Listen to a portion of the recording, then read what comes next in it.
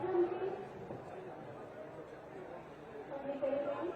परम सम्मानित अतिथिगणों से निवेदन है कि श्री गणेश जी मां सरस्वती के पूजन वंदन एवं यूथ आइकॉन स्वामी विवेकानंद जी के चित्र पर माल्यार्पण के साथ दीप प्रज्वलन कर आज के कार्यक्रम का शुभारंभ करें।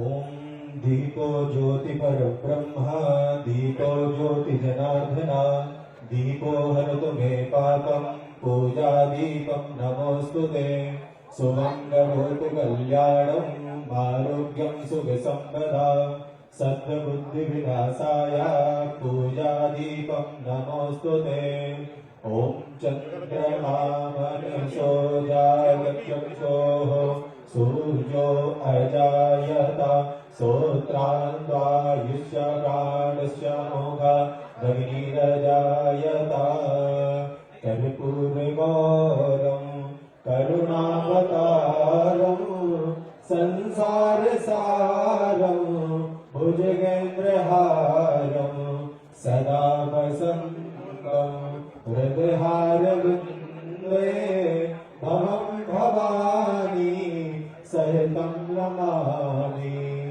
ओम चंद्रस्तु महत्पुण्यं पवित्रं पापनाशनम् आवरदाहरते नित्यं लक्ष्मीतिष्ठति सर्वदा।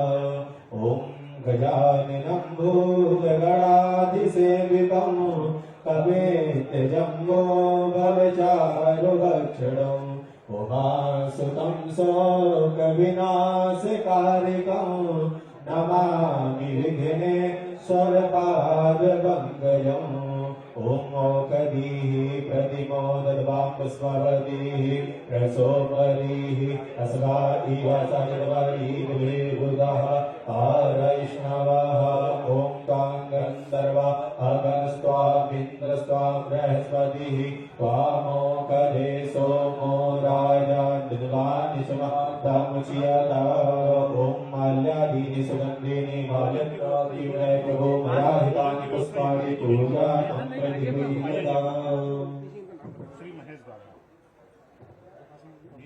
सम्मानित अतिथिगणों से निवेदन है कि सम्मान अपना स्थान रखें। राष्ट्र अपनी आजादी की 75वीं वर्षगांठ आजादी का अमृत महोत्सव मना रहा है, जिसके अंतर्गत पूरे भारतवर्ष में उत्सव का माहौल व्याप्त है। देशवासी देशभक्ति व राष्ट्र प्रेम की भावना में सराबोर राष्ट्र निर्माताओं और सभी स्वतंत्रता सेनानियों को नमन कर रहे हैं। युवा शक्ति जागरण का उद्घोष सभी जगह राष्ट्र निर्माण के संकनाद के रूप में सुनाई दे रहा है, युवा संवाद के रूप में सुनाई दे रहा है। इसी उपलक्ष्य में इसी तर्ज पर श्री रावतपुर सरकार विश्वविद्यालय के प्रांगण में युवा कार्यक्रम एवं खेल मंत्रालय व नेहरू युवा केंद्र संगठन के संयुक्त तत्वावधान में आयोजित युवा संवाद 2047 में भारत इस कार्यक्रम के शुभ अवसर पर सर्वप्रथम श्री रावतपुर सरकार विश्वविद्यालय के माननीय कुलाधिपति एवं संरक्षक अनंत श्री विभूषित संत शिरोमणि श्री रविशंकर जी महाराज जी के श्री चरणों में सादर नमन करती हूँ। तत्पश्चात तैतरीय उपनिषद में वर्णित अतिथि देवो भव की महान भारतीय परंपरा का निर्वहन करते हुए स्वागत के क्रम में सर्वप्रथम राज्य निदेशक नेहरू युवा केंद्र संगठन श्री श्रीकांत पांडे जी से सादर निवेदन करती हूँ कि वे माननीय मुख्य अतिथि माननीय युवा कार्यक्रम एवं खेल मंत्री भारत सरकार श्री अनुराग सिंह ठाकुर सर को पुष्पगुच्छ भेंट कर स्वागत एवं सम्मान करेंगे। स्वागत की श्रृंखला में आप सभी कर्तव्यों के साथ जुड़े।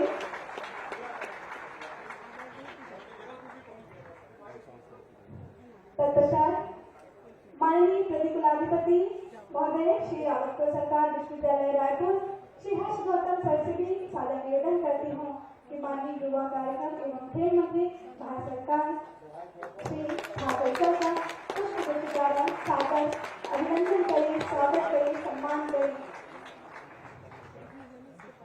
स्वागत की अगली कड़ी में district youth officer Raipur Shri Arpit Tiwari sir से निवेदन करती हूँ माननीय सांसद रायपुर छत्तीसगढ़ श्री सुनील सोनी सर का पुष्पगुच्छ द्वारा स्वागत करें, अभिनंदन करें।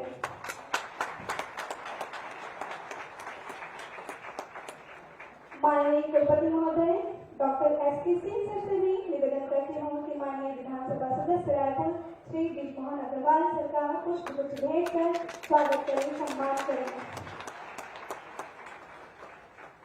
डिस्ट्रिक्ट यूथ ऑफिसर दुर्ग श्री नितिन शर्मा जी से निवेदन करती हूँ कि सामाजिक कार्यकर्ता राजनांदगांव छत्तीसगढ़ पद्मश्री कुलबासन देवी का पुष्पगुच्छ भेंट कर स्वागत करें, सम्मान करें। जोरदार तालियों के साथ कलश का स्वागत करें। नारी शक्ति की प्रत्यक्ष प्रतिमा हमारे बीच मौजूद है। तत्पश्चात dean academic affairs doctor R.R.L. Virani sir से निवेदन करती हूँ कि मूर्तिकला कलाकार कांकेर छत्तीसगढ़ पद्मश्री अजय मंडावी सर का पुष्पगुच्छ के साथ हार्दिक स्वागत करें, सम्मान करें।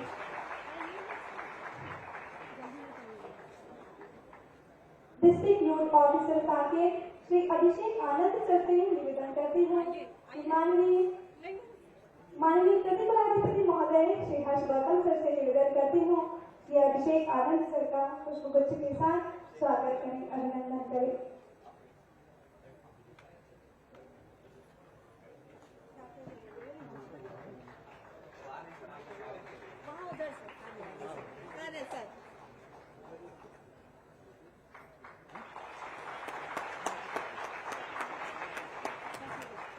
श्री महेश कागरा सर के स्वागत हेतु माननीय कुलपति महोदय डॉक्टर S.K. सिंह सर से सादर निवेदन करती हूँ कि पुष्पगुच्छ द्वारा उनका स्वागत करें, अभिनंदन करें।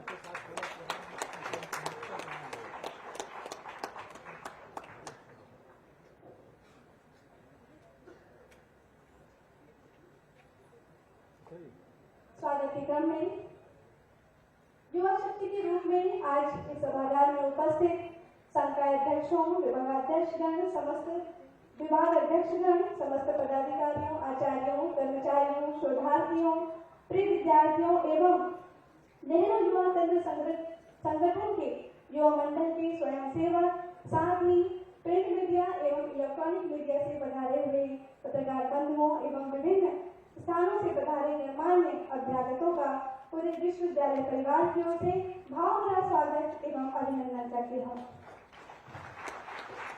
कवि में आज के कार्यक्रम के संबंध में विस्तृत जानकारी व स्वागत उद्बोधन हेतु राज्य निदेशक नेहरू युवा केंद्र संगठन छत्तीसगढ़ श्री श्रीकांत पांडे सर को सादर निवेदन करते हूँ। आदरणीय सर।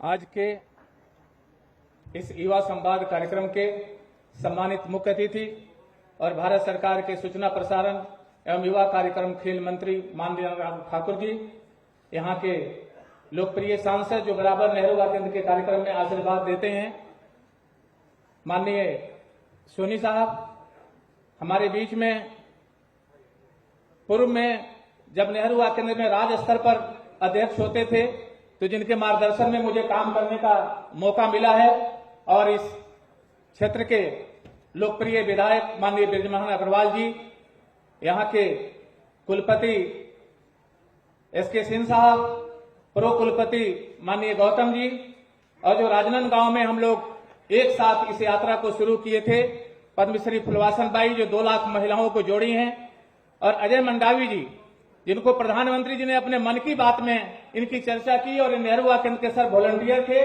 जो नक्सल प्रभावित युवाओं को कला की ओर इन्होंने मोड़ा, और विशेष रूप से हमारे बीच में पूर्व मंत्री या बागड़ा जी एवं सभी सम्मानित अतिथिगण, यूनिसेफ के प्रतिनिधि आदरणीय अभिषेक जी और सभी युवा साथियों, मैं आप सब की ओर से एक बार मैं आपसे आग्रह करता हूं कि जोरदार कलथड़ ध्वनि के साथ में माननीय मंत्री जी का स्वागत करें। सर, मैं आपको बताना चाहूंगा और मुझे खुशी है कि आपके नाम से और आपको जानकर जसपुर हो चाहे बीजापुर और सुकमा के बच्चे आज इस प्रांगण में हैं, और वो स्वयंसेवी भाव जो आप पैदा करना चाहते हैं और नौजवानों की भूमिका राष्ट्र निर्माण में हो सके उसके संवाहक के रूप में बैठे हैं जो बस्तर में जसपुर में काम करते हैं। और मैं एक धन्यवाद देना चाहूंगा कि आप आने के पहले ईच वन हेल्पफुल जो कार्यक्रम यूनिसेफ से आपने शुरू कराया उसमें छत्तीसगढ़ को जगह दिया, इसलिए मैं छत्तीसगढ़ के युवाओं से आपका बहुत अभिनंदन करना चाहता हूं। और यहाँ पर 10 बिंदुओं पर हम यूनिसेफ के साथ सर काम कर रहे हैं, वो ब्लड डोनेशन हो या नशा उन्मूलन हो, ये 10 बिंदु पर 1000 गांव को हम लोगों ने मॉडल बनाकर काम करना चाहते हैं। आपके आने के बाद चाहे वो स्वच्छता का कीर्तिमान स्थापित करने का नेहरू युवा केंद्र को अवसर मिला है ग्रामीण युवाओं के साथ में, या फिटनेस का जो मूल मंत्र अंतर्राष्ट्रीय और राष्ट्रीय स्तर पर खिलाड़ियों को तैयार करने का और विशेष रूप से फिटनेस का जो भाव है वो एक अवसर आपने दिया है, और निश्चित रूप से हम आपके अभिभूत हैं। नेहरू युवा केंद्र के विभिन्न कार्यक्रमों को किस तरह से ब्रांड किया जाए और आउटरीच को कैसे युवाओं के पास पहुंचाया जाए, ये समझ आपने जो हमको दिया है, हमको निश्चित रूप से एक बहुत बड़ा आधार मिला है। और पहली बार मैं वो भी बात कहने से नहीं चूकना चाहता हूं 1 मिनट में कि धारवाड़ में जो आपने ऐतिहासिक युवा महोत्सव कराया था और पहली बार फिजिकली प्रधानमंत्री जी को बुलाकर और उतने जन भागीदारी का प्रोग्राम 95 से शुरू हुआ था आंदोलन और युवा महोत्सव, वैसा कभी मौका नहीं मिला जो धारवाड़ में दिए, और छत्तीसगढ़ के युवाओं को भी बहुत बड़ा मौका मिला था। हम कृतज्ञ हैं सर आपके। मैं केवल एक ही बात मैं आपका स्वागत करते हुए मैं कहना चाहता हूं कि जो आपने युवा संवाद की शुरुआत त्रिपुरा के बाद में यहां किया है, मैं आपको विश्वास दिलाना चाहता हूं कि ये सब महानुभाव हैं, इनके मार्गदर्शन में और आपके कुशल नेतृत्व में हम छत्तीसगढ़ के 6000 युवा मंडल अभी बनाए हैं और आगे चलने की एक लंबी प्रक्रिया हम लोग शुरू किए हैं।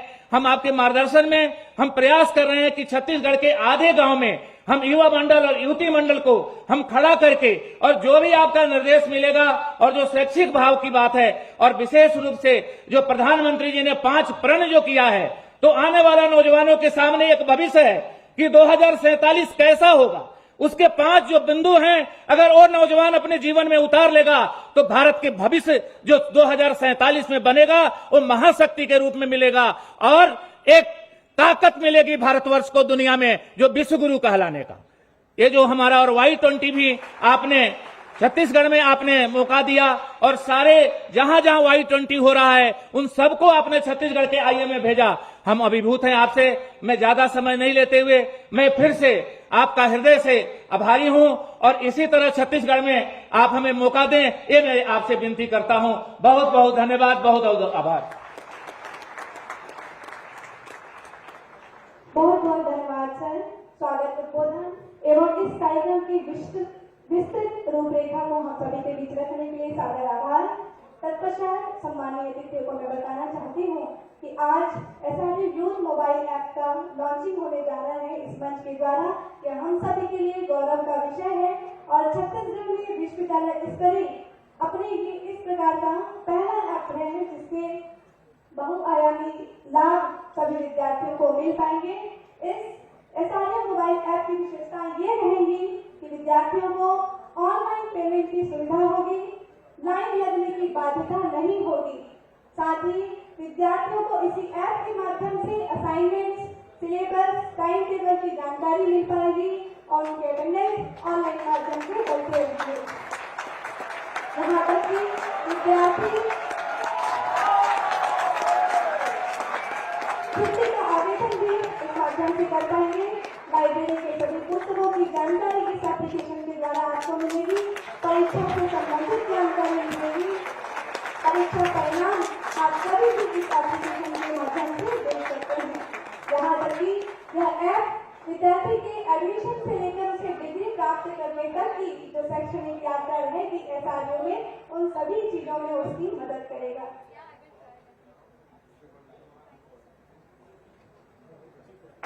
विश्वविद्यालय से जुड़ी समस्त सूचनाएं विद्यार्थी प्राप्त कर पाएंगे।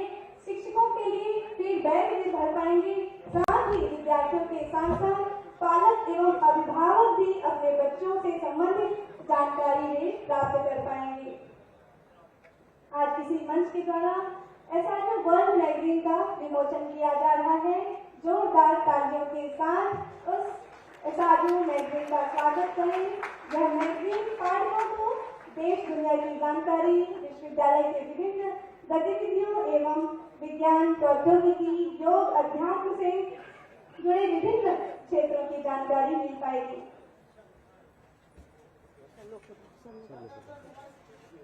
जोरदार सर्कल ध्वनियों के साथ इस विमोचन की श्रृंखला में जुड़े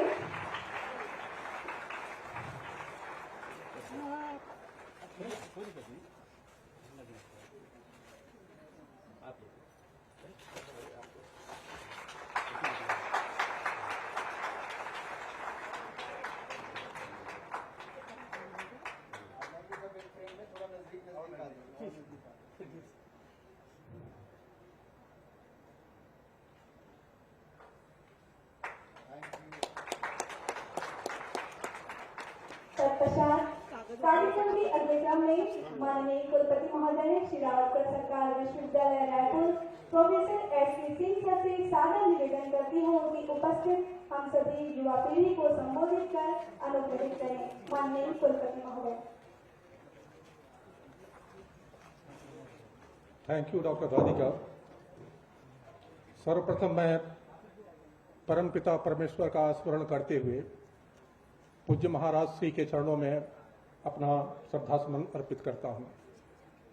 इस युवा संवाद इंडिया एट 2047 के अवसर पर मुख्य अतिथि के रूप में उपस्थित honourable union minister of information and broadcasting and youth affairs and sports Shri Anurag Singh Thakur ji, honourable member of parliament Shri Sunil Soni ji, honourable member of legislative assembly Shri Brijmohan Agrawal ji, respected Padmashri madam Phoolbasan Devi ji, respected Padmashri Ajay Mandavi ji, officials from Nehru Yuva Kendra Sangathan, the pro chancellor of this university Harsh Gautam ji, other dignitaries sitting on the dais and also off the dais, सभागार में उपस्थित हमारे सहकर्मीगण, छात्र छात्राएं जो विश्वविद्यालय से भी हैं और दूसरे विश्वविद्यालयों से भी आए हुए हैं, प्रिंट और मीडिया के हमारे पत्रकार बंधु देवियों और सज्जनों, सर्वप्रथम मैं विश्वविद्यालय परिवार की ओर से आप सभी का स्वागत और अभिनंदन करता हूं तथा इस अति विशिष्ट कार्यक्रम के लिए विश्वविद्यालय का चयन करने के लिए आयोजकों के प्रति अपनी हार्दिक कृतज्ञता व्यक्त करता हूं। माननीय मंत्री जी की गरिमामय उपस्थिति से इस कार्यक्रम की गरिमा बढ़ गई है और महत्व दोनों बढ़ गया है। पूरा विश्वविद्यालय परिवार उनकी इस कृपा के लिए अनुग्रहित है।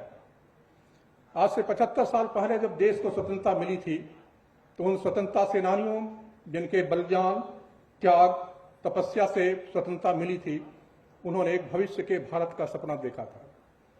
एक ऐसा भारत जो आर्थिक रूप से समृद्ध हो, एक ऐसा भारत जो राजनीतिक दृष्टि से सशक्त हो, एक ऐसा राष्ट्र जो सामरिक दृष्टि से भी समर्थ हो और एक ऐसा राष्ट्र जो बौद्धिक रूप से संपन्न हो और विश्व गुरु के कुर्सी पर विराजमान होने की जिसमें क्षमता हो।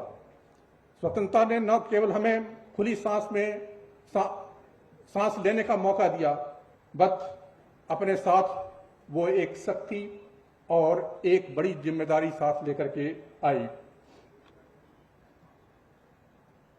और ये बड़ी जिम्मेदारी थी उन स्वतंत्रता सेनानियों के सपने के भारत के निर्माण को पूरा करना। इस 75 साल में देश के सामने अनेक प्रत्यक्ष और अप्रत्यक्ष चुनौतियां आई, जिसका हम सभी भारतवासियों ने मिलकर के सफलतापूर्वक सामना किया।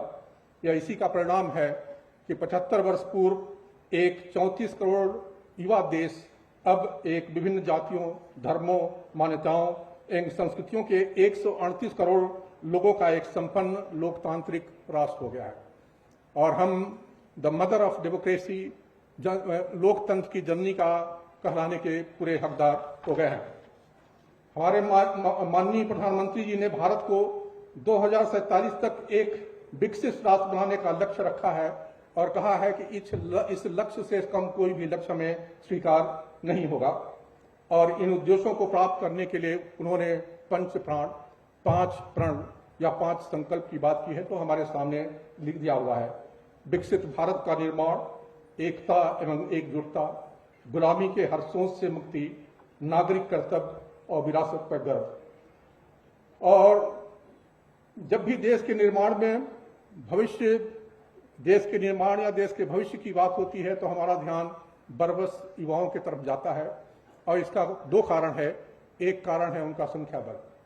भारत देश में 15 से लेकर के 35 वर्ष तक के युवाओं की संख्या लगभग 600 मिलियन है, जो कि देश की जनसंख्या का लगभग 43-44% है। एक बड़ी संख्या है। और दूसरा है युवा शक्ति। युवा कठोपनिषद में कहा गया है कि युवा का अर्थ है शक्ति, युवा का अर्थ है जोश, ऊर्जा एवं उत्साह, युवा का अर्थ है कभी न हार मानने वाली जिजीविषा, युवा का अर्थ है प्रकाश और भविष्य। जिस प्रकार सूरज सबको प्रकाश देता है स्वयं जल करके, इसी तरह से देश को हमारे युवाओं से ये बड़ी अपेक्षाएं हैं कि वे आगे बढ़ करके देश के विकास में अपना अधिकतम योगदान करेंगे और साथ ही साथ माननीय प्रधानमंत्री जी के उस लक्ष्य कि 2047 में देश एक पूर्ण विकसित देश होगा और साथ ही साथ विश्व गुरु के कुर्सी पे बैठा रहेगा, उसमें पूरा योगदान करेंगे। मेरा मानना है कि इस उद्देश्य की पूर्ति का रास्ता विश्वविद्यालयों और शैक्षणिक संस्थानों से माध्यम से होकर के जाएगा और युवाओं के कंधों पे होकर के जाएगा। इसका एक कारण यह है कि ज्यादातर हमारे युवा किसी न किसी शैक्षणिक संस्थान में आने वाले समय में देश के विकास में अधिकतम योगदान करने के लिए अपने को तैयार कर रहे हैं। तो इसको दृष्टिगत रखते हुए एकेडमिक इंस्टीट्यूशन जो university across the country, they have a very big responsibility on their shoulders. NEP 2020 इस दिशा में एक कदम है। एनईपी 2020 का फोकस किसी भी छात्र के जो उसके चहुमुखी विकास पे उसका फोकस है।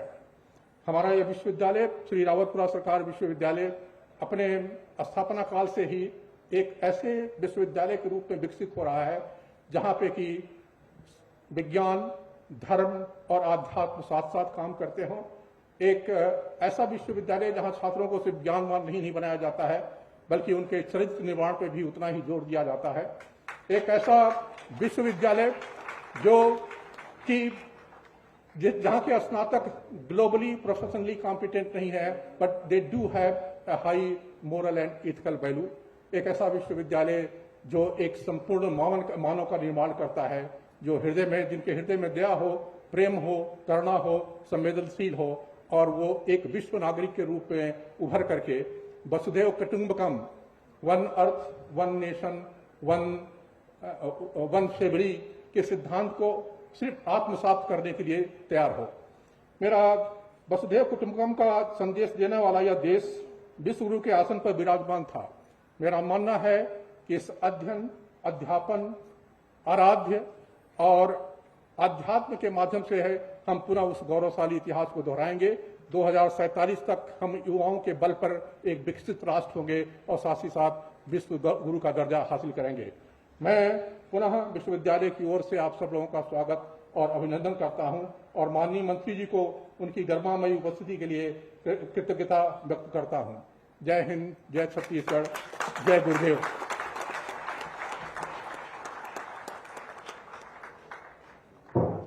बहुत बहुत धन्यवाद सर। राष्ट्र निर्माण में स्वस्थ, सबल, सशक्त युवा शक्ति की भूमिका क्या हो, इस विषय पर सार्वजनिक व प्रेरणात्मक उद्बोधन के लिए सादर आभार। उद्बोधन के क्रम में अपने छात्र जीवन में रचनात्मक आंदोलनों, सामाजिक समस्याओं के निराकरण में महत्वपूर्ण भूमिका निभाने वाले एवं 1997 में मध्य प्रदेश विधानसभा द्वारा कुंजीलाल दुबे स्मृति उत्कृष्ट विधायक पुरस्कार से सम्मानित माननीय विधानसभा सदस्य छत्तीसगढ़ श्री बृजमोहन अग्रवाल सर को संबोधन हेतु आप सभी के करतल ध्वनियों के साथ सादर निवेदन करती हूँ, आमंत्रित करती हूँ। आदरणीय सर। भारत माता की, छत्तीसगढ़ महतारी की। आज श्रद्धेय रावतपुरा सरकार विश्वविद्यालय के इस ऑडिटोरियम में आयोजित युवा संवाद कार्यक्रम में मुख्य अतिथि के रूप में उपस्थित, जिनसे पूरे देश के युवाओं को प्रेरणा मिलती है, ऐसे सूचना, संचार, युवा और खेल मंत्रालय के मंत्री अनुराग ठाकुर जी का छत्तीसगढ़ के सभी युवा तालियां बजाकर जोरदार स्वागत करें, अभिनंदन करें। हमारे बीच में उपस्थित रायपुर लोकसभा क्षेत्र के सांसद और लोकप्रिय नेता आदरणीय सुनील सोनी जी, पिछले लगभग 25 सालों से महिलाओं के बीच में जो लगातार अलख जागृत कर रही हैं, और मोदी जी स्वयं आए थे उस समय 3 लाख महिलाओं को, स्वसहायता समूह की महिलाओं को इन्होंने इकट्ठा किया था डोंगरगढ़ में, दंतेश्वरी माई के प्रांगण में। ऐसी फुलबासन जी, जिन्होंने छत्तीसगढ़ की महिलाओं के जीवन में परिवर्तन लाया है, उनका भी मैं स्वागत करता हूं, अभिनंदन करता हूं। हम सबके बीच में उपस्थित अजय मंडावी जी, अभी अभी जो पद्मश्री पुरस्कार मिले, उन पुरस्कारों में बस्तर के सुदूर अंचल में रहने वाले एक आदिवासी कलाकार, जिन्होंने पूरे देश में और पूरे विश्व में छत्तीसगढ़ के बेल मेटल और बाकी कलाओं को फैलाया है, ऐसे विजय मंडावी जी का मैं स्वागत करता हूं। आज यहां पर उपस्थित यहां के वाइस चांसलर एसके सिंह जी, रजिस्ट्रार हर्ष गौतम जी, हमारे साथी, हमारे मंत्रिमंडल में हमारे साथ में रहे महेश गागड़ा जी, और नेहरू युवा केंद्र के श्रीकांत पांडे जी, और सभी नौजवान साथियों, मोदी जी के नेतृत्व में यह देश पूरे विश्व में अपना एक स्थान बना रहा है। अगर देश का युवा जाग जाए, देश का युवा यह तय कर ले कि हमके देश की सभी समस्याओं का समाधान करना है, मैं तो ये मानता हूं कि एकता और राष्ट्रीयता ये सभी समस्याओं का समाधान है। जिस दिन देश में सब लोगों में राष्ट्रीयता की भावना का जागरण हो गया, उस दिन सभी समस्याओं का समाधान हो जाएगा, भ्रष्टाचार मिट जाएगा, जातिवाद मिट जाएगा। और हम सब लोग मिलकर, माननीय अनुराग ठाकुर जी के पास में 3 मंत्रालय हैं, सूचना और संचार। आज का युवा बिना मोबाइल के, बिना लैपटॉप के नहीं रह सकता। सूचनाओं का संचार हो, परंतु कौन सी सूचनाओं का संचार हो जिससे युवाओं को प्रेरणा मिले, युवाओं को प्रोत्साहन मिले, जिससे युवा इस देश को एकता के सूत्र में पिरो सकें। साथ में आपके पास में युवा प्रभाग है। युवा प्रभाग की अगर इस देश का युवा संतुष्ट होगा तो ये देश भी आगे बढ़ेगा। और आपके पास में तीसरा विभाग खेल विभाग है। मैं अनुराग जी कई बार बोलता हूं कि आज का युवा ना सुनने का आदी नहीं है, परंतु अगर युवा खेल के मैदान में उतरने लगेगा तो रेफरी की बात मानेगा, वो एम्पायर की बात मानेगा। उसको ना सुनने की अगर आदत हो जाएगी तो युवा फिर अपनी लाइफ में सक्सेस होगा, सफलता प्राप्त करेगा। और मुझे इस बात का विश्वास है कि जो G20 समिट मोदी जी हमारे देश में हमको सौभाग्य मिला है, और उसके तहत उन्होंने पूरे देश के राज्यों में कार्यक्रम आयोजित करने के लिए अवसर दिया कि पूरे देश को पूरा विश्व जाने, हमारे युवाओं को जाने। और अनुराग ठाकुर जी अमृत महोत्सव, आजादी के 75 साल कि 2047 में हमारा भारत कैसा होगा, उसकी कल्पना हमारा युवा करे और उसके निर्माण में लगे। यही शायद हमारे इस युवा संवाद का औचित्य है और उसको वो सफल होगा। हम इस बात की उम्मीद करते हुए अनुराग ठाकुर जी का पुनः स्वागत करते हुए, और युवाओं को हम लोग बचपन से सुनते थे, हमारे महापुरुष बोलते थे कि युवा कोई उम्र से नहीं होता, युवा वो होता है जिसके पैरों में चक्कर हो, कि हमेशा वो मूवमेंट करता रहे, जिसके सीने में कुछ करने की आग हो, और जिसके मुंह में शक्कर हो, और जिसके सर में बर्फ हो। अगर ये 4 गुण किसी युवा में होंगे तो युवा आगे बढ़ेगा। मेरी सभी युवाओं को बहुत बहुत शुभकामनाएं, बहुत बहुत बधाई। अनुराग जी का बहुत बहुत स्वागत, बहुत बहुत अभिनंदन। बहुत बहुत धन्यवाद सर, आपका आशीर्वाद हम सभी के लिए प्रेरणादायक है। उत्कृष्ट विचारों के संबोधन श्रृंखला में अपने सामाजिक कर्तव्यों के प्रति सदैव तत्पर दिखाई देने वाले एवं विभिन्न योजनाओं के सफल क्रियान्वयन में अपने महत्वपूर्ण भूमिका निभाने वाले माननीय सांसद छत्तीसगढ़ श्री सुनील सोनी सर को सादर निवेदन करती हूँ कि युवा संवाद के अवसर पर उपस्थित युवा पीढ़ी को अपने मार्गदर्शन से अनुग्रहित करें। आदरणीय सर।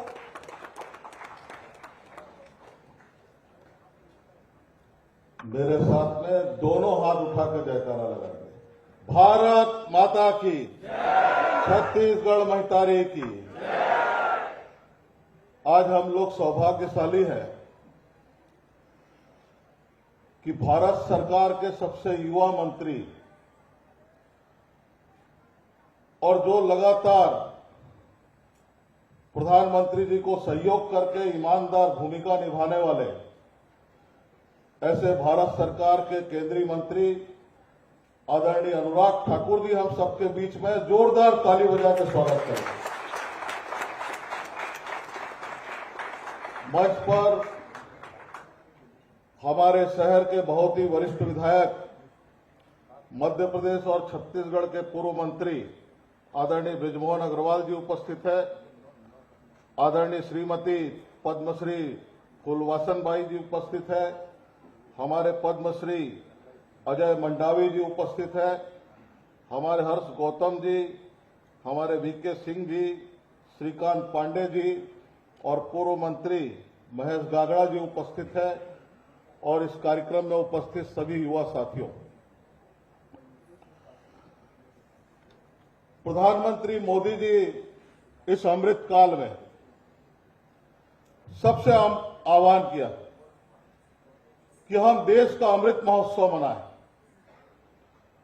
और ये देश का अमृत महोत्सव युवाओं को ये बात का जानने का अवसर मिल रहा है कि इस देश के अंदर में हजारों लोगों ने बलिदान दिया, कुर्बान किया अपने आप को, और तब जाकर हम इस देश के अंदर में खुली हवा के अंदर में सांस ले रहे हैं। और इन 8 सालों में प्रधानमंत्री जी जो है, देश आगे बढ़े, देश विश्वगुरु की ओर बढ़े और देश की जो है पूरे विश्व के अंदर में एक अलग पहचान बने, इस दिशा में काम किया। हमको गर्व है इस बात का कि ऐसी ऐसी योजनाएं युवाओं के लिए लाया कि जिसके अंदर में युवा आगे बढ़े। आपको ये सुनकर अभी आश्चर्य लग रहा होगा लगातार कि इस देश की आजादी में पहली बार रोजगार मेला लग रहा है। हम तो बहुत सारे मेले लगते देखे हैं, लेकिन ईमानदारी से लोगों को रोजगार मिले ऐसा मेला लगाना अगर कोई कर सकता है तो देश के प्रधानमंत्री मोदी जी ही कर सकते और कर दिखाया। ईमानदार रास्ते से युवा चले और इस देश के अंदर में अभी मोबाइल का माननीय अनुराग ठाकुर जी ने यहां पर ऐप का उद्घाटन किया है। मुझको ध्यान आ रहा है कि इस देश के अंदर में अग्निपथ योजना लाई और ये योजना युवाओं के लिए लाई कि आने वाले समय में 17 साल से 21 साल के बच्चे जो हैं, जो सेना में भाग लेना चाहते हैं, उनको एक अवसर दिया।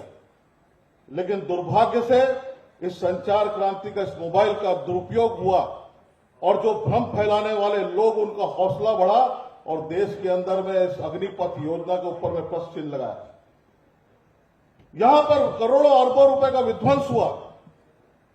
जब पूछा गया कि अग्निपथ योजना में क्या कमी है, कोई कमी नहीं है, लेकिन मोदी जी लाए इसलिए विरोध करेंगे। ये देश के अंदर में कुछ लोगों की एक सोच है, देश को आगे नहीं बढ़ाना चाहते, लेकिन अग्निवीर अगर वो बनेगा, देश का नौजवान अनुशासित रहेगा और इस योजना के माध्यम से 4 साल तक के सेना के साथ में काम करने का अवसर, और तब कर जब बाहर निकलेगा तो उसको लगेगा कि मैं देश का एक अच्छा नागरिक हूं, वो देश की सेवा में भाग लेगा। और जिनको अग्निपथ योजना में 25% लोगों को सेना के अंदर में भर्ती होगी और जिनकी भर्ती नहीं होगी, उनको आने वाले समय में रोजगार के अनेक अवसर मिलेंगे। ये ऐसी महत्वाकांक्षी योजना का भी दुष्प्रचार करने से कुछ राजनेता इस देश के अंदर में नहीं रुके। आप कल्पना करिए, भारत की भौगोलिक स्थिति को देखिए। एक तरफ पाकिस्तान हमारे दुश्मन के तौर पर आजादी के समय से हमारे सर पे खड़ा है, चाइना अलग दुश्मन बन गया जहां पर माइनस डिग्री टेम्परेचर और हमारी सेना की आयु हो रही है 28-30 साल, और दूसरी तरफ सेना की आयु है 18-20 साल, 21 साल। लेकिन भारत सशक्त हो, भारत आगे बढ़े, इसके लिए प्रधानमंत्री जी अग्निपथ योजना लाए ताकि हमारा नौजवान उस सरहद पे जाकर इस देश की रक्षा करे। बहुत से नौजवानों के मन में यह होगा कि भारत विश्वगुरु कब बनेगा। मैं आपको यह बताना चाहता हूं, भारत विश्वगुरु बन चुका है, बनेगा नहीं, बन गया। और इसका उदाहरण अगर देखना तो आज भी यूक्रेन और रशिया की लड़ाई चल रही है, और इस लड़ाई के अंदर में 23,000 बच्चे, जब हमारे यूक्रेन के बच्चे फंसे तो दोनों राष्ट्रों के राष्ट्रपति से बात कर यूक्रेन और रशिया के राष्ट्रपति से बात कर एक हिस्से को जो है युद्ध को रोकवाकर 23,000 बच्चों को सुरक्षित अगर कोई लाया तो हमारे प्रधानमंत्री मोदी जी ने लाकर दिखाया। और जो बांग्लादेश, पाकिस्तान, अनन्य दुश्मन के जो देश है, वो भी तिरंगा झंडा हाथ में लेकर जब अपनी जान बचाने के लिए आगे बढ़े तो वो भी अपने अपने देश में सुरक्षित लौटे। ये भारत के तिरंगे का कमाल है। और प्रधानमंत्री मोदी जी ने इस पूरे विश्व के अंदर में आज G20 की अध्यक्षता करने का अवसर मिल रहा है। मैं अपनी बात समाप्त कर रहा हूं। तो आज ये भारत विश्व गुरु बन चुका है। ये नौजवानों को अपने दिमाग के अंदर में लाए और नया भारत का निर्माण, आत्मनिर्भर भारत के निर्माण के अंदर में आप युवाओं की शक्ति समाहित हो, आप सबका सहयोग मिले और आप सबका सहयोग मिलेगा। आगे बढ़कर जो है इस नए भारत का आप हिस्सा बनेंगे। इसी आग्रह के साथ मैं अपनी बात को समाप्त करता हूं। जय हिंद, जय छत्तीसगढ़। बहुत बहुत धन्यवाद सर, आपका आशीर्वचन हम सभी के लिए प्रेरणादायी है। यदि बात चले राष्ट्र गौरव की, युवा शक्ति की, तो माननीय मंत्री जी उन्हें प्रोत्साहित करके नया जोश भरते नजर आते हैं। और यदि बात हो देश हित, समाज कल्याण से जुड़े विभिन्न विषयों को सदन में उठाने की, तो युवा कार्यक्रम एवं खेल व सूचना एवं प्रसारण मंत्री श्री अनुराग सिंह ठाकुर जी सदैव सबके प्रिय रहे हैं, आदरणीय रहे हैं। आप सबकी कर्तव्य ध्वनियों के बीच युवा हृदय के धनी करोड़ों युवाओं के आदर्श कार्यक्रम के मुख्य अतिथि माननीय मंत्री जी निवास निवेदन करती है कि अवसर पर अपने उद्बोधन से हम सभी को प्रकाश करने के लिए निमंत्रण करें।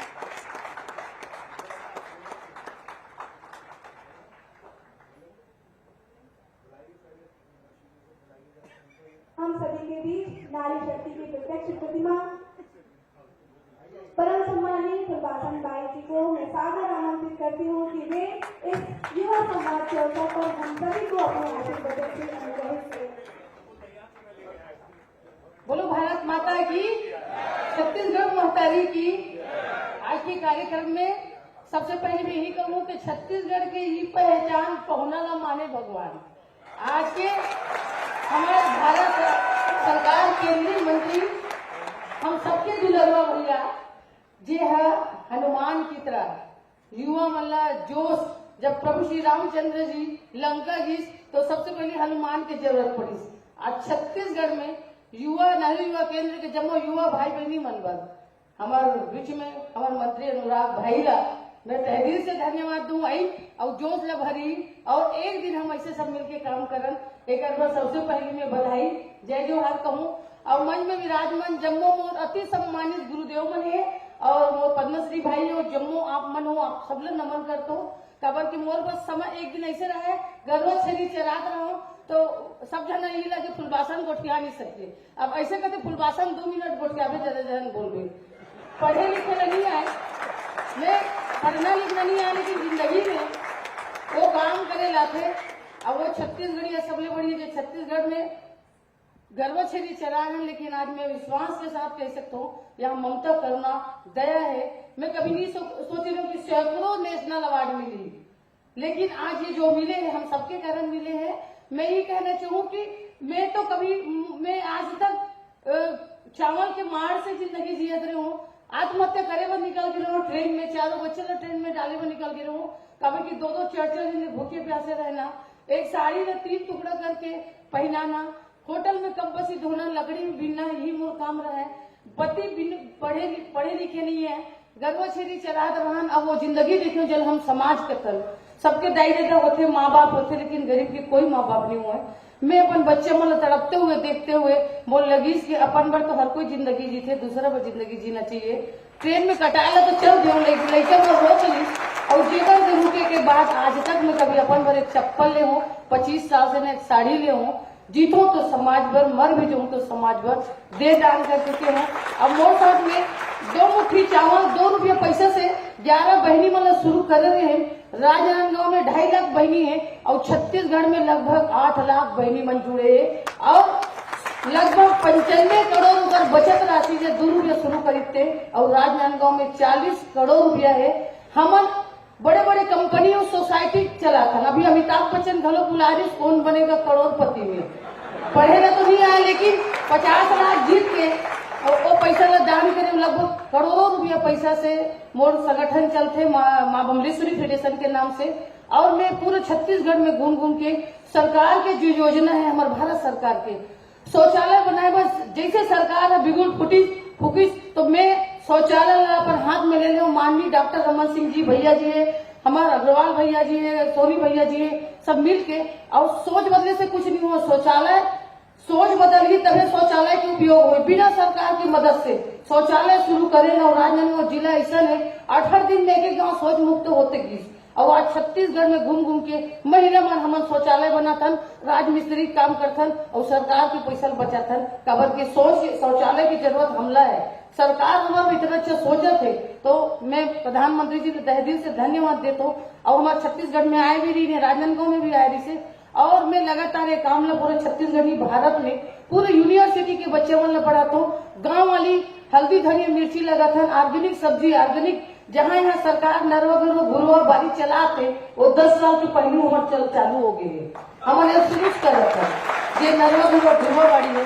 आप देख सकते हो हमारे माननीय मुख्यमंत्री जी डॉक्टर रमन सिंह जी ने जो लगातार प्रयास रही ने भैया मन के आशीर्वाद रही से। समय नहीं है ज्यादा, 2-3 मिनट रही से। जरूरत पड़े तो मैं 3 घंटा भी पूरा भारत में भी जाके बोल सकता हूँ। लेकिन मैं कभी और मोड़ पर काम नहीं करे हूँ। ये शरीर और समाज सेवा पर है। लगभग 2 करोड़ रुपये पैसा सम्मान मिली। और सम्मान बता दो सैकड़ों पता नहीं है, सोना चांदी डायमंड हीरा कहीं नहीं है। अभी भी मोर पति गर्भश्री चराते, दूध बेचते, मोर पति गर्भश्री चरा खाते और दूध बेच के मैं समाज सेवा करता हूँ। ये मोर पहचान है। और मैं कभी ओढ़ भर या नोट भर काम नहीं करूँ, लेकिन जीतो तो समाज भर, उम्र भी चाहूँ तो समाज भर। और युवा पीढ़ी मन को कहना चाहूँ कि जिंदगी में जियो तो शान के साथ, गर्व के साथ जिंदगी जियो। आज दुनिया में गाली देने वाला सब मिलता, लेकिन आज हमारे बीच में माननीय मुख्यमंत्री जी आए हैं।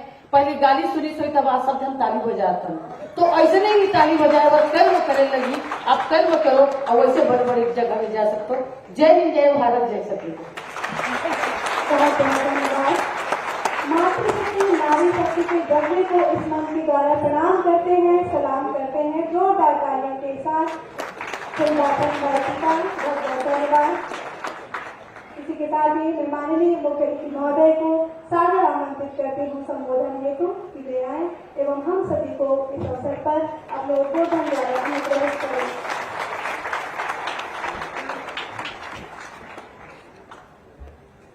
भारत माता की। काफी लंबा समय हो गया बैठे बैठे। भारत माता की। अब एक टेक्निक जो मुझे फूलबासन देवी जी ने, बहन जी ने सिखाई थी कि अगर दोनों हाथ ऊपर करके नारा लगाओ तो कहते थोड़ा जोर से लगता है। ऐसे ही कहा था आपने, ट्राई करके देख लें। भारत माता की। अरे सफल होगी आपकी टेक्निक। भारत माता की। भारत माता की। वंदे वंदे।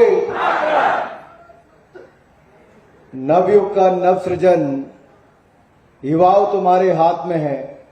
उठो जागो आगे बढ़ो, ये जहां तुम्हारे साथ में है, ये जहां तुम्हारे साथ में है।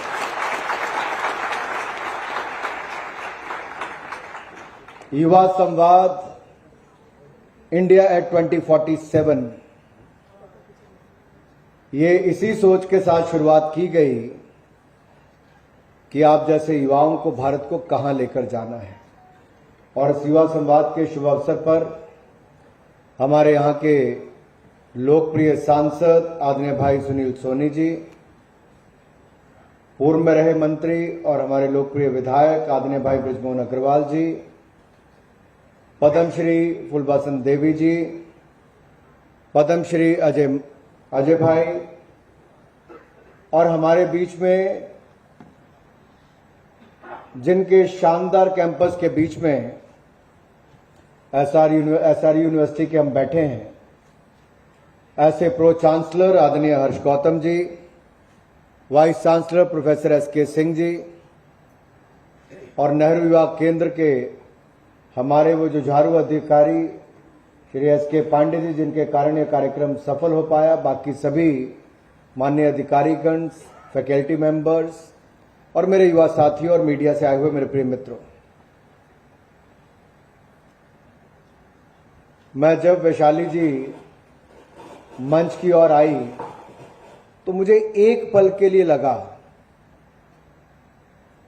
कि अवनी लेखारा यहां पर आ गई हैं। नाम सुना है आपने अवनी का? हमारी वो भारत की बेटी जो 19 वर्ष की, जिन्होंने टोक्यो पैरालंपिक्स में सबसे कम उम्र में भारत के लिए गोल्ड मेडल जीतने का काम पैरालंपियन के रूप में किया। और मैं मन ही मन में सोच रहा था कितनी विपरीत परिस्थितियों के बीच में उन्होंने अपनी जीवन की लड़ाई लड़ते हुए अपना मनोबल कैसे बढ़ाकर रखा होगा और देश के लिए मेडल जीतने का काम, एक नहीं दो मेडल जीतने का काम किया। और मुझे प्रसन्नता इस बात की है, जब मैंने वैशाली ने इसको क्लिक करके आप सबको ऐप समर्पित की तो रावतपुरा, श्री रावतपुरा सरकारी यूनिवर्सिटी की मोबाइल ऐप में मिलने वाली सुविधाएं 12 से ज्यादा है। तो बहुत सराहनीय कदम है। टेक्नोलॉजी के जमाने में टेक्नोलॉजी का उपयोग, सदुपयोग, दुरुपयोग दोनों ही संभव है। बात है कि हमें दिशा कौन सी पकड़नी, किस रास्ते पे चलना है। और मैं तो जब भारत के युवाओं की ओर देखता हूं तो मुझे याद आता है 2019 में मैं वित्त राज्य मंत्री के रूप में मैंने शपथ ली। प्रधानमंत्री मोदी जी ने 2 दिन के बाद बुलाया, निर्मला जी और मुझे बिठाया और कहा, देखिए इस देश के युवाओं में बहुत प्रतिभा है, उनको आगे बढ़ाना है। स्टार्टअप्स वो शुरू करना चाहते हैं। आज का युवा जॉब सीकर नहीं, जॉब गिवर बनना चाहता है और टेक्नोलॉजी से हम इसका बड़ा सदुपयोग कर सकते हैं। आपको उनकी मुश्किलों को कम करना है। इनकम टैक्स बेनिफिट से लेके लॉस बुकिंग की बात करना, लॉस कैरी फॉरवर्ड करने तक की बात, और फैक्ट्री इंस्पेक्टर्स ना आए उससे लेके कुछ ऐसी बातें थी जिनको करना था। मित्रों, हमने रिकॉर्ड समय के अंदर वो किया, लेकिन मेरी कल्पना से आगे, मैं सही मायने में कह रहा हूं, मैं कई बार सोचता हूं कि भारत को 2010 में भी जब दुनिया के अन्य देशों में जाता था और उस समय तो भारत में घोटाले पे घोटाले हो रहे थे 2010, 11, 12 में, तब भी दुनिया भर के लोग भारत में उम्मीद देखते थे। ना जाने क्यों, मैं पूछता था क्यों, कि हमारे देश में तो कुछ हो रहा है लेकिन आपकी उम्मीद क्यों है। तो एक ही बात उनके जहन पे आती थी, एक ही बात उनकी जुबान पर भी आती थी कि दुनिया की सबसे बड़ी युवा शक्ति किसी देश में है तो भारत में है। और इस भारत की युवा शक्ति को मोदी जी पहचानते थे, आपके ऊपर विश्वास करते थे। और जब ये बदलाव हुआ तो क्या हुआ, आज से 7 साल पहले देश कहीं नहीं था स्टार्टअप्स के क्षेत्र में। आज 90,000 स्टार्टअप्स और 107 यूनिकॉर्न बनाकर दुनिया का तीसरा सबसे बड़ा स्टार्टअप इकोसिस्टम हमारा भारत बना।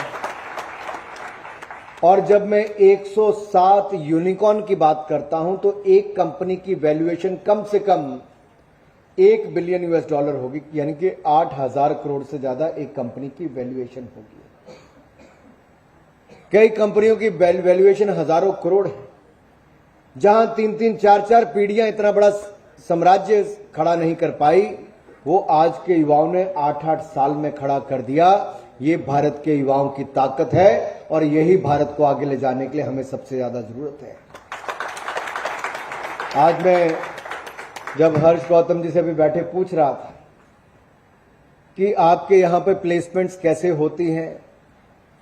मैं जर्मनी जब डेलीगेशंस एमपीज के लेके जाता था तो मैं वहां पर ड्यूल एजुकेशन सिस्टम देखता था। जितना समय वो क्लासरूम में लगाते थे उतना ही शॉप फ्लोर पे भी लगाते थे। हमारे यहां पे क्लासरूम में ज्यादा समय लगता था, प्रैक्टिकल ट्रेनिंग बहुत कम मिल पाती थी। लोग कहने के लिए 1-1 महीने, 2-2 महीने के लिए जाते हैं, लेकिन उन कंपनीज में भी उनको उस तरह का प्रैक्टिकल ट्रेनिंग और शॉप फ्लोर पे उस तरह से इंजीनियर्स को नहीं मिल पाती थी। लेकिन मुझे खुशी इस बात की है कि आपकी यूनिवर्सिटी में उस तरह से आपने वो प्रयास भी किए हैं और प्लेसमेंट्स भी अच्छी हो रही है। उसके लिए मैं आपको बहुत बहुत बधाई और शुभकामनाएं देता हूं। लेकिन मित्रों, अभी भी हमें देश में इसमें बहुत कुछ करना है। और इस बार के बजट में प्रधानमंत्री नरेंद्र मोदी जी ने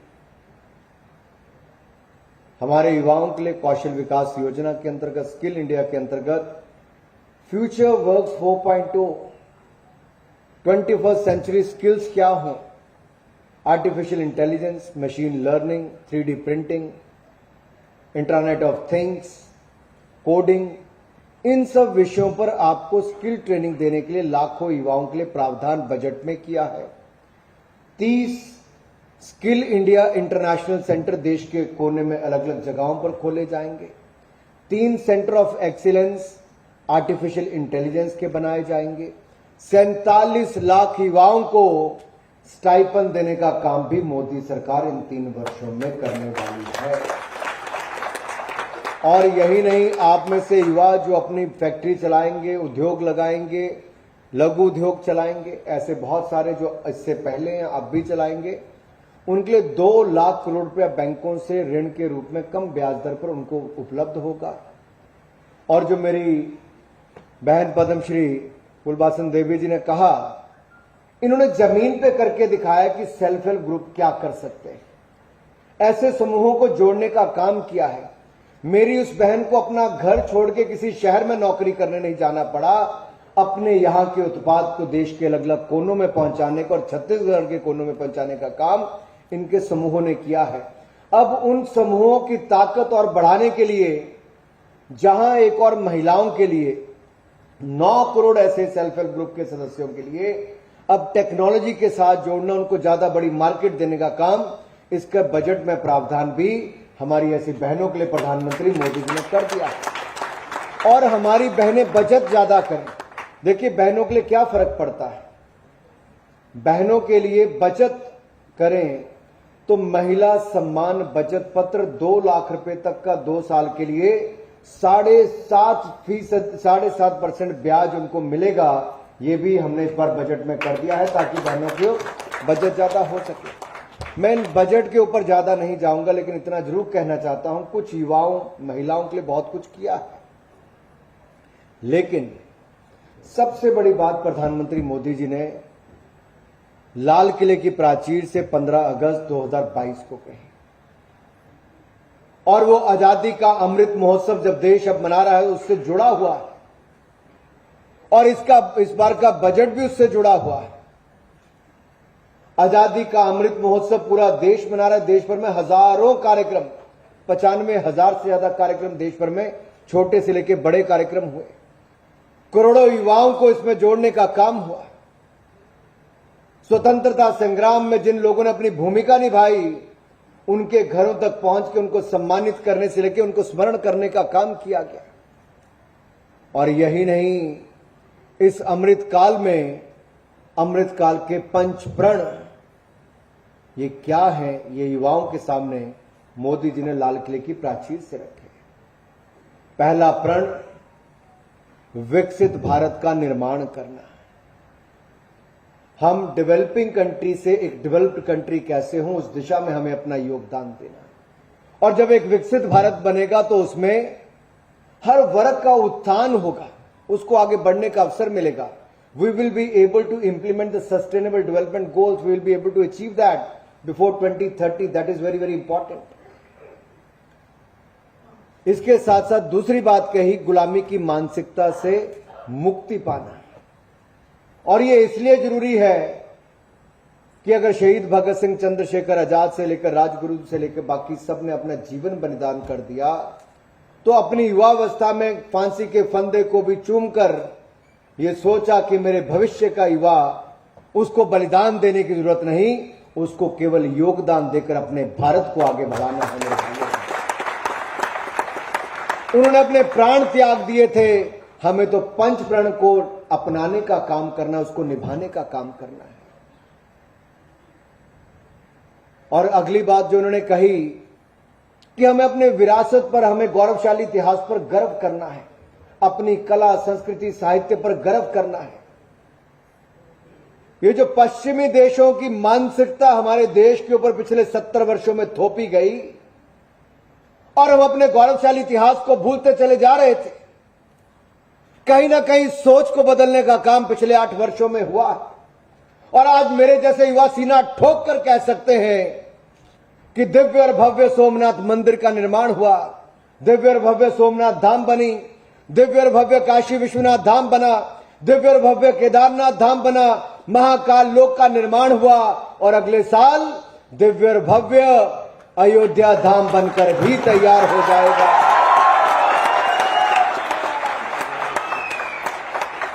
ये हर भारतीय के लिए गौरव का पल है। ये हमारे गौरवशाली इतिहास से जुड़ी हुई एक एक बात आज की पीढ़ियों को नहीं, भविष्य की पीढ़ियों को भी हमें देनी है मित्रों। और ये केवल आस्था के केंद्र नहीं है, इन आस्था के केंद्रों के साथ साथ आधारभूत ढांचा इतना बनाया गया है कि आज आप जाकर देखिए, 4 लेन हाईवे हो, एक्सप्रेस वे हो, रेल ट्रैक्स हो, एयरपोर्ट्स हो, और जहां पर पोर्ट हो वहां पर पोर्ट बनाने का काम भी, और रोपवे बनाने का काम भी हेमकुंड शाम तक किया। बुद्ध सर्किट बनाने का काम, वहां पर एयरपोर्ट्स बनाने का काम किया। करतारपुर कॉरिडोर सिखों को खोलने का काम कर दिया। ये उस समय हुआ जब अफगानिस्तान में भी युद्ध जैसी स्थिति थी, वहां से भी गुरु ग्रंथ साहब को, बीड़ को 3 जहाज बेचकर सिखों को और गुरु ग्रंथ साहब को वापस लाने का काम मोदी सरकार ने किया। हमने हर वर्ग के लिए, हर धर्म के लिए करने का काम किया है। आज आप जाकर पूछिए, केदारनाथ धाम में जो पानी बेचने वाला है उसकी आमदन भी 4 गुना बढ़ गई। जाकर पूछिए, सोमनाथ धाम से लेकर काशी विश्वनाथ धाम में 4-4 गुना नहीं, 7-7 गुना ज्यादा वहां पर टूरिस्ट आ रहे हैं। उसका लाभ किसको मिलता है? जिसको अपना घर छोड़कर दिल्ली, मुंबई या बड़े शहरों में जाना पड़ता था, आज बड़े शहरों के लोग वहां पर देवी देवताओं के दर्शन करने भी आते हैं, तो वहां के लोगों के आय के साधन भी बन पाते हैं। अगली बात आती है एकता एकजुटता की। ये चौथा प्रण है। भारत जहां पर 1000 से ज्यादा डायलेक्ट्स होंगे, कई भाषाएं होंगी, अलग अलग धर्म के लोग रहते हैं, यूनिटी इन डाइवर्सिटी जब हम कहते हैं, विविधता में एकता, उसको निभाने का काम देश ने हजारों वर्षों तक किया है। हम भाई बहन बन के रहते हैं, आपसी भाईचारा बनाकर रखते हैं, और हमारी ये ताकत दुनिया सोचती है कि यूरोप के 28 देशों को इकट्ठे रहना मुश्किल हो जाता है, लेकिन उनसे ज्यादा बड़ी आबादी का हमारा 140 करोड़ का देश दुनिया भर की ताकतें आज तोड़ने में लगी हैं। कोई वहां से प्रहार करता है, कोई अपने चैनल का उपयोग करता है, कोई बिलियनियर का उपयोग करता है, कोई किसी रिपोर्ट का उपयोग करता है, कोई कितने भी उपयोग या प्रयोग कर ले, ये भारत की एकता एकजुटता को कोई तोड़ नहीं पाएगा मेरे भाइयों। ना तोड़ पाया ना तोड़ पाएगा, लेकिन आज के युवा को सजग रहना। ऐसे बहुत सारे चैनल हमारे मोबाइल फोन पर चलने वाली एप्स के ऊपर भी चलते हैं जो देश की सीमाओं के बाहर चलते हैं, लेकिन देश के खिलाफ दुष्प्रचार करते हैं, देश को तोड़ने का प्रयास किया जाता है, भ्रमित करने का काम किया जाता है। उनसे सजग रहने की बहुत बड़ी आवश्यकता है। और 5वां प्रण है नागरिकों को कर्तव्य पालन करना है। अगर हर भारतीय अपने कर्तव्य का पालन करेगा, राष्ट्र में एकता एकजुटता को बनाने का काम करेगा, भारत को विकसित भारत बनाने के लिए अपना योगदान देगा, और आज के क्लाइमेट चेंज के क्राइसिस में चाहे एक बल्ब, एक ट्यूबलाइट, उसको बंद समय पर करना हो, रिमोट कंट्रोल से टीवी को बंद करने की बजाय पीछे से मेन स्विच बंद करना हो, रेड लाइट पर अपनी गाड़ी को बंद करके तेल बचाना हो, या नलके से कम पानी छोड़ना हो, या जितने पानी का उपयोग उतना करना हो, पानी की बचत करनी हो, ये हर एक छोटा छोटा कदम, आप सोचिए अगर 140 करोड़ भारतीय एक एक बूंद पानी की बचाएं तो कितना पानी बचता है। अगर एक एक यूनिट बिजली का बचाएं तो कितनी कम बिजली की खपत होगी और कितनी यूनिट सेविंग होगी। अगर एक एक पेड़ लगाएं तो न जाने कितने जंगल यहां पर बनकर तैयार हो जाए और पर्यावरण भी बेहतर हो जाए। अगर हर एक भारतीय भाईचारे से जीने का प्रयास करे तो ये विवाद ही खत्म हो जाएं और प्यार मोहब्बत ही बढ़ जाए। अगर हर भारतीय अपना योगदान इस तरह से करेगा तो मेरा भारत, जिसको आप विश्व गुरु बनाने की बात करते हो, आज उसकी और दुनिया देख रही है। जब 2014 में Modi ji UN general assembly में गए तो क्या कहा कि हम अपनी हजारों वर्षों की योग सिद्धि, हम योग दुनिया को देना चाहते हैं। मोदी जी ने प्रस्ताव रखा और दुनिया के 190 देशों ने आम सहमति के साथ योग को 21 जून को योग दिवस के रूप में मनाने का काम शुरू कर दिया। अब उसके बाद कोविड-19 पैंडेमिक आया। कोविड-19 पैंडेमिक आया। आपदा के समय दुनिया भर के देशों में, बड़े बड़े देश जो नहीं कर पाए, बड़े बड़े देशों के चैनल वालों ने लिखा, अखबार वालों ने लिखा, भारत में करोड़ों लोग मर जाएंगे, बचा नहीं पाएंगे, अर्थव्यवस्था डूब जाएगी, भूखमरी महामारी से मर जाएंगे। आज मैं आप सब युवाओं के बीच में कहता हूं और आप सबका धन्यवाद करता हूं, आपके माता पिता का धन्यवाद करता हूं, जिनका एक एक वोट, जिसने देश को ऐसा नेता दिया जो एक एक पल देश के लिए जीता है, देश को आगे बढ़ाने के लिए सोचता है। उन्हीं की सोच के कारण हमने 2 वैक्सीन बनाई भी, 220 करोड़ वैक्सीन आप सबको मुफ्त में लगाई भी, और दुनिया का कोई और देश जो नहीं कर पाया, वो 80 करोड़ गरीबों को, जरूरतमंदों को 28 महीने तक मुफ्त में अनाज देने का काम भारत ने करके दिखाया है मेरे भाइयों बहनों। भूखमरी से भी बचाया, महामारी से भी बचाया। मैं भाषण लंबा दे सकता हूं, अलग अलग विषयों पर दे सकता हूं, पर मैं आज आपको सुनने आया हूं। मैं ये जरूर कहना चाहूंगा मित्रों, आपके सवाल लेना चाहता हूं, मैं भाषण नहीं करना चाहता, मेरे लिए 45-50 मिनट रखे, लेकिन उसका फायदा नहीं होगा। मैं चाहूंगा आपके प्रश्नों का उत्तर दूं, लेकिन मैं इस बात को समाप्त करूंगा। कोविड के समय आपदा में अवसर, ये प्रधानमंत्री मोदी जी की सोच थी। आत्मनिर्भर भारत, ये हमें एक नई दृष्टि देने का काम, एक नई सोच देने का काम किया है, और पल पल उसको जीने के लिए काम किया है। जो हमारी अर्थव्यवस्था को डुबाने की सोचते थे, आज दुनिया की सबसे तेजी से बढ़ती हुई अर्थव्यवस्था हमारा भारत हो गया है। 7% की विकास दर दुनिया के बड़े बड़े देशों की भी नहीं हो पा रही, हमारे भारत की। अभी कुछ दिन पहले सुंदर पिचाई पिछले महीने दिल्ली में थे। सुंदर पिचाई का नाम सुना नहीं सुना? कहां पे है? सिलिकॉन वैली में, गूगल किसी भारतीय है। वो आए, सत्या नाडेला आए, आज सुबह मेरे साथ साइकिलिंग करने सबीर भाटिया साथ में थे। पर्यावरण पर हमने कार्बन शून्य एक योजना है कि हम नेट जीरो बाय 2070, यानी कि पर्यावरण को बचाएंगे, कार्बन एमिशन जीरो करेंगे 2070 तक। तो सबीर भाटिया का नाम वो है जिसने हॉटमेल शुरू की थी, फ्री मेल शुरू की थी। ये सारे जो सिलिकॉन वैली के हमारे भारत के युवा ऐसे हैं जो सीईओ वहां पे बने, इतनी हजारों करोड़ की, लाखों करोड़ की कंपनियां हैं। इन्होंने कहा भाई हमें तो अमेरिका में रहकर आज भी कागज का सर्टिफिकेट लेके चलना पड़ता है अपना कोविड का।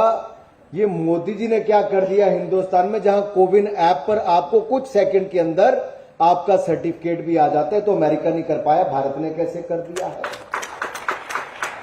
दूसरा इन्होंने कहा, दूसरा क्या कहा, जब साइकिलिंग करते करते गए और एक स्थान ऐसा है जहां पर चाय वाला साइड पे बैठा हुआ था और एक सब्जी की रेडी खड़ी थी, तो उसके आगे कंपनी का क्यूआर कोड और उसका नाम लिखा हुआ था। तो उसने कहा यार ये तो अमेरिका में भी नहीं होता कि किसी स्टोर में जाके आप क्यूआर कोड देखो और सब करो। हिंदुस्तान की सब्जी वाला और चाय वाला भी आज यूपीआई के माध्यम से पैसा ट्रांसफर कर देता है, ले लेता है। और आप देखिए भारत ने क्या कर दिया। मोदी जी की सोच मैं कई बार सोचता हूं कहां सोचते हैं। ये जो जैम ट्रिनिटी की बात है, जनधन आधार मोबाइल की, आज गरीब से गरीब व्यक्ति के पास अपना बैंक खाता है, 28 करोड़ से ज्यादा के पास अपना डेबिट कार्ड है, रुपए कार्ड है, और हर किसी के फोन पे आज पैसा ट्रांसफर करने की सुविधा है। तो सिंगापुर के साथ भारत ने यूपीआई प्लेटफॉर्म की जो संधि की, अब पीपल टू पीपल भी पेमेंट्स वहां पे हो पाएंगी। अब ये सिंगापुर ही नहीं, दुनिया भर के देश कतार लगाकर खड़े होंगे। हमारा यूपीआई भीम प्लेटफॉर्म अब दुनिया भर में धूम मचा रहा है मेरे भाइयों बहनों। ये ताकत हिंदुस्तान के युवाओं की, ये हिंदुस्तान के युवाओं ने किया है। अब हम जो आप में से आपके परिवार में खेती करते हैं, आपको पता होगा फर्टिलाइजर यूरिया हमें बोरियां उठाकर ले जाना पड़ता था। भारत के युवा ने नैनो यूरिया बना दिया है। एक बोरी जितना यूरिया आज एक बोतल में आता है।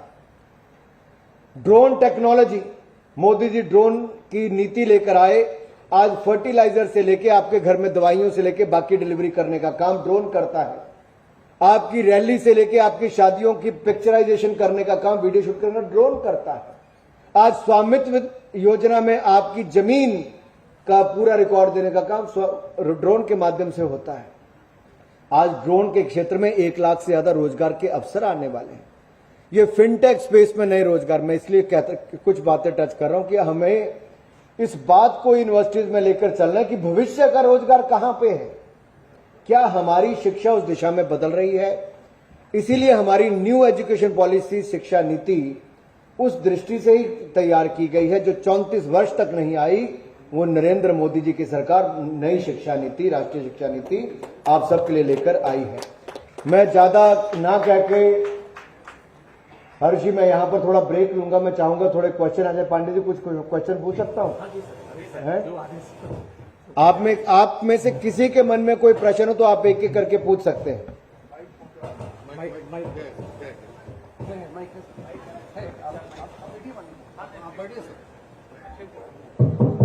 आप नाम बताते जाएंगे साथ साथ। नाम बताइए। नमस्कार सर, मेरा नाम प्रशांत मिश्रा है और मैं BLLB प्रथम सेमेस्टर का छात्र हूँ। सर, मेरे एक युवा होने के कारण मेरे मन में एक सवाल है कि जब हम विजन 2047 के बारे में बात करते हैं तो हमारे सामने एक बड़ी चुनौती नव रोजगार सृजन की आती है। क्या तकनीकी, मुख्यतः आर्टिफिशियल इंटेलिजेंस की दौर में हम युवाओं के लिए पर्याप्त रोजगार उपलब्ध हो पाएंगे? मैं 5-6 क्वेश्चन इकट्ठे लूंगा, मैं इकट्ठे जवाब दे दूंगा, तो कि ज्यादा क्वेश्चन ऐसे आ जाएंगे।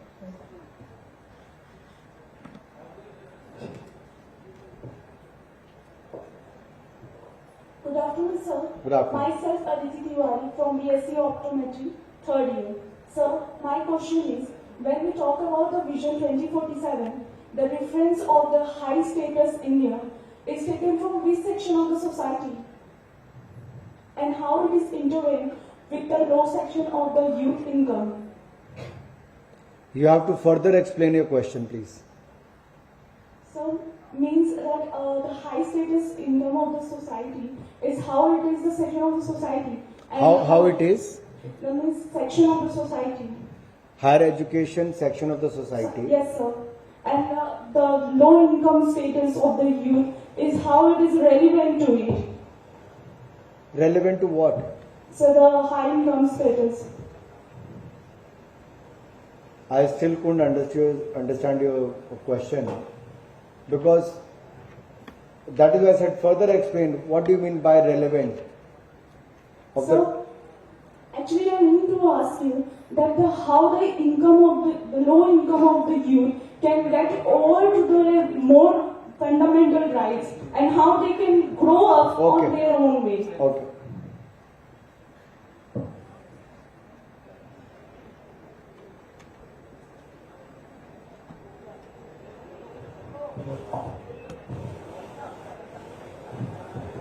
सर नमस्ते, मेरा नाम कुबेर यदु है। मैं महासमुंद जिले का रहने वाला हूँ और यूथ क्लब का अध्यक्ष हूँ। सर, मेरा प्रश्न आपसे यह है कि भारत की विशेषता विविधता में एकता है, और जब G20 अधिवेशन का जो थीम है, एक पृथ्वी, एक परिवार और एक भविष्य,